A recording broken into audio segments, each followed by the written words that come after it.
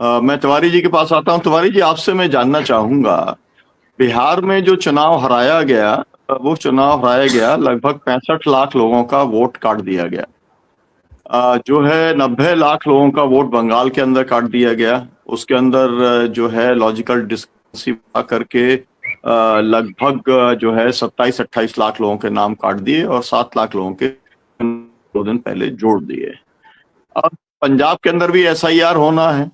पंजाब के अंदर ये तो ऐलान हुआ नहीं है कि हम एसआईआर का विरोध करेंगे, ना तो आम आदमी पार्टी ने ये किया है और ना कांग्रेस ने किया और ना ही वो करने वाले हैं। तो आपको ये नहीं लगता है कि जिस तरीके से एसआईआर के अंदर वोट काटे जाते हैं, जो है उस वोटों को काट करके फिर भारतीय जनता अपनी जगह बनाने की कोशिश करेगी, या हो सकता है अकाली दल के साथ में कॉम्बिनेशन वो ले और उसके साथ में कोई अपना गणित बना करके वो फिर जो है पंजाब में घुसने की कोशिश करे। तो जो ग्रास रूट के ऊपर जिस तरीके की जीत मिली है, उससे ये वाली बात जो अभी कही गई, जो है खालिद साहब ने कहा कि वाली बात तो तय हो गई है कि भाई उसने अपनी जड़ तो जमा ली है और पार्टी ने जड़ जमा ली है। तो जो लोग ये कहते थे, और ये भी मैं आपसे पूछना चाहता हूं तिवारी, ये जो कहा जाता है कि दिल्ली के लीडर इंटरफेयर करते हैं, तो वही कर्नाटक के अंदर तो सरकार ही चल रही थी। सिद्धरामैया के मित्र हैं, वो अच्छी खासी सरकार चल रही थी, पॉपुलर गवर्नमेंट थी, और अचानक दिल्ली ने फैसला कर लिया और वहां पर जो है वो सीएम बदल दिया। तो वही दिल्ली के अंदर मतलब जो है दिल्ली तो इंटरफेयर करते ही है। सेंट्रल जो कमान है, हाई कमांड है, वो तो करते ही रहता है। भारतीय जनता पार्टी में तो ऐसा करता है कि उत्तराखंड में पिछली बार 5 मुख्यमंत्री दे दिए थे 5 साल के अंदर। तो फिर यहाँ पर ये मुद्दा जो बनाया जाता है कि यहाँ पर तो दिल्ली इंटरफेयर करता है, और वो बड़ा नीचे तक उतर जाता है नैरेटिव। तो ये तो सभी पार्टियों की, और भारतीय जनता पार्टी तो बिल्कुल कठपुतली बनी हुई है मोदी और अमित शाह की। आपके यहाँ पर भी टूल वाले मंत्री और वो सब आपके मुख्यमंत्री का कितना सब चलता रहता है। तो आप क्या कहेंगे, आप क्या देख पा रहे हैं, आगे क्या होने वाला है? जी सर। देखिए, ये नरेशन तो अपने हिसाब से राजनीतिक दल बनाते सब बनाते हैं, लेकिन ये नरेशन बनाने में, उनको समझाने में ऐसा नहीं कि वो लोग चीजों को नहीं समझते हैं। ये तो राजनीतिक मानसिक दिवालियापन है। कोई भी पार्टी है, जो उसका केंद्रीय नेतृत्व होता है वही उसका निर्णय लेता है, उसका असर उस पर पड़ता ही पड़ता है। अब कुछ पार्टियां जो स्थानीय पार्टियां हैं, उसका केंद्रीय नेतृत्व चूंकि स्थानीय होता है, वही का होता है, तो उसमें कह दिया जाता है बड़े आराम से कि भाई अब जो समाजवादी पार्टी है, अब समाजवादी पार्टी तो अपने उत्तर प्रदेश में ही केंद्रित है, तो उसका केंद्रीय नेतृत्व भी वही है, उसका स्थानीय नेतृत्व भी वही है, उत्तर प्रदेश अपना नेतृत्व भी वही है। लेकिन जो पार्टियां राष्ट्रीय स्तर पर है, अब चाहे कम्युनिस्ट पार्टी हो, चाहे कांग्रेस हो, चाहे भारतीय जनता पार्टी हो, चाहे आम आदमी पार्टी भी हो, तो जाहिर सी बात है कि उसका नेतृत्व वो केंद्रीय स्तर करेगा। लेकिन स्थानीय स्तर से डिफरेंट होगा ऐसा कुछ नहीं कहा जा सकता। एक चीज हम देखते हैं कि यह जो पंजाब का चुनाव हुआ है, उसमें कई चीजें बहुत स्पष्ट हुई हैं और खुल करके द्वंद्व सामने दिखाई पड़ रहा है।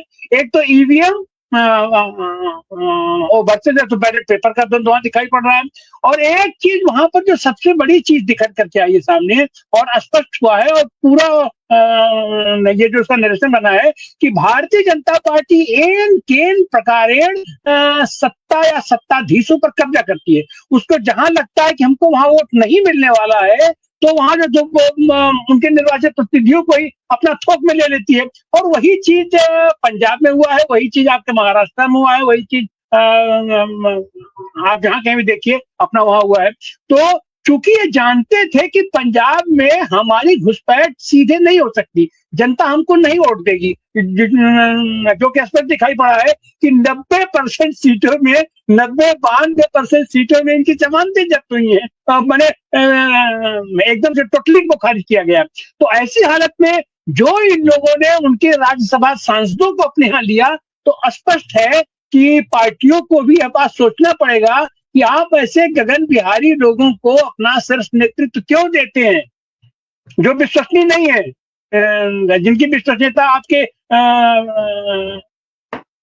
आपके सिद्धांत के प्रति नहीं है, आपकी पार्टी के प्रति नहीं है। और आने वाले दिनों में जो होगा, अब जैसे ये लोग बंगाल को ये क्रमशः कब्जा किए हैं, रणनीतिक रूप से कब्जा किए हैं, और ये बिल्कुल युद्ध के मैदान में अपना जैसे होता है कि अंतिम समय में सारी की सारी ताकत झोंक देना, नीति नैतिक अपना नैतिक सारे ताकत झोंक देना, तो वो चीजें अभी ये विधानसभा चुनाव के समय करेंगे। लेकिन अभी हमको लग रहा है कि उनका जो ये है कि जहां जहां उनको संभावना दिखाई पड़ती है वहां पर तो अपनी सारी ताकत झोंकते हैं।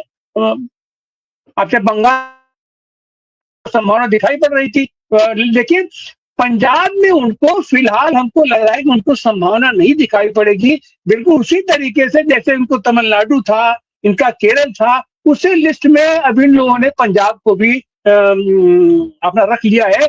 लेकिन विधानसभा चुनाव में इनका चुनाव ये ज्ञानेश जी की महती भूमिका होगी, तो ज्ञानेश जी भी क्या करेंगे, कैसे करेंगे, कैसे क्या होगा, वो भी बातें बहुत मायने रखेंगी।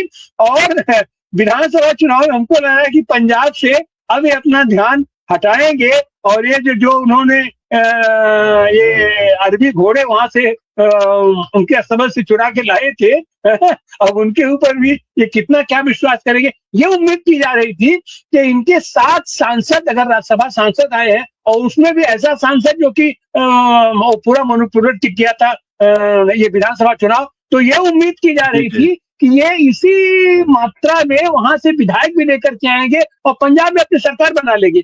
अगर ये एन केन प्रकारेण पंजाब में सरकार आज की तारीख में भी अगर बना लेते हैं, तब हो सकता है उस समय स्थिति दूसरी हो। लेकिन फिलहाल जो मौजूदा दौर है, इसमें तो हमको लग रहा है कि पंजाब से अब उनको नाउम्मीदी है, और ये नाउम्मीदी तो उनको पूरे देश से हो रही है। लेकिन देश की स्थिति में और पंजाब की स्थिति में निश्चित रूप से अंतर आएगा, और ये पंजाब का स्थानीय निकाय का चुनाव से इनको निश्चित रूप से निराशा हुई होगी भारतीय जनता पार्टी। बहुत आपका शुक्रिया। हम उम्मीद कर सकते हैं कि आम आदमी पार्टी